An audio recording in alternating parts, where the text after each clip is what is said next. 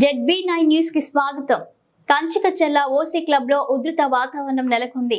ఎన్టీఆర్ జిల్లా నందిగామ మాజీ ఎమ్మెల్యే మొండితోక జగన్మోహన్ రావుకు చేదు అనుభవం ఎదురైంది. ఆయనను వరద బాధితులు తెలుగుదేశం నాయకులు అడ్డుకున్నారు. కొత్తపేట తదితర గ్రామాలకు చెందిన వరద బాధితులు పునరావాస కేంద్రాల్లో ఉండగా వారిని పరామర్శించడానికి వచ్చిన మాజీ ఎమ్మెల్యేను ఆయన కార్యకర్తలపై వరద బాధితులు తెలుగుదేశం నాయకులు గోబ్యాక్ మాజీ ఎమ్మెల్యే అంటూ నినాదాలు చేశారు.